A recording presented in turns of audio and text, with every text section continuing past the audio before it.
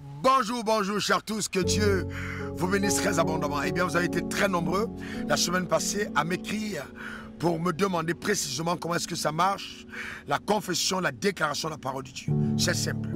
La Bible dit, la foi appelle. 2 Corinthiens 4, verset 13, les choses qui ne sont pas comme si elles étaient. C'est-à-dire que pour que la parole de Dieu marche dans ta vie, il faut que tu identifies, premièrement, dans ta vie, les problèmes auxquels tu es confronté. Es-tu malade?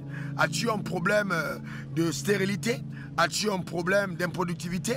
As-tu un problème de manque d'argent, de pauvreté?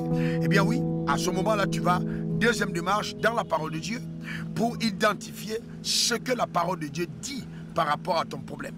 Et il faille donc que cette recherche soit précise, que tu vois dans la parole de Dieu ce qu'elle dit. De 3, tu médites, c'est-à-dire tu réfléchis, tu changes ton système de pensée, tes paradigmes mentaux par rapport justement à la parole de Dieu, que tu assimiles ce que la Bible dit à ton égard. Par exemple, tu as toujours pensé que tu étais un homme pauvre, mais la Bible dit que le pauvre dit je suis riche. Dieu t'a déjà béni de toutes sortes de bénédictions spirituelles et le laisse en crise. Là, tu acceptes mentalement que tu n'es pas pauvre. Tu manques de l'argent, oui, mais tu n'es pas pauvre. Parce qu'en Christ, il y a quelque chose que tu as. Même chose pour la maladie. Par ces meurtrissures, nous avons été guéris. Les médecins disent que tu es malade, mais la Bible dit que tu es en bonne santé. Alors tu fais le choix d'accepter ce que la parole de Dieu déclare à ton sujet. Et de toi, tu ne t'arrêtes pas là.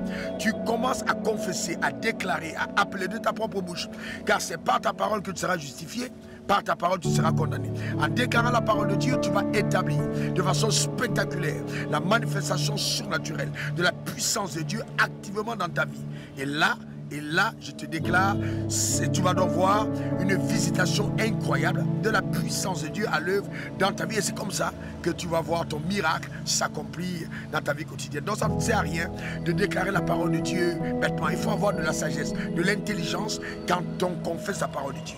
Tu es malade, ce n'est pas le moment d'aller chercher les versets sur la sagesse. Tu as besoin de connaître la pensée de Dieu au niveau de la guérison, de la santé divine. C'est très important. Donc fais une démarche consciente en ce qui concerne ta situation et tu verras la gloire de Dieu t'accompagner dans ton vécu quotidien. C'est possible dans ton mariage, possible dans ton couloir de ta destinée, tout ce à quoi tu es confronté. Quel que soit ton niveau, quel que soit ton palier, quelle que soit la responsabilité que tu as en société, veux-tu voir le surnaturel dans ta vie, eh bien épouse la pensée de la parole de Dieu et déclare-la. C'est en croyant du cœur qu'on parvient à la justice et en confessant de la bouche qu'on parvient au salut. Que Dieu te bénisse et que cette semaine encore tu vives pleinement le salut divin. On est ensemble pour te servir depuis Cotonou.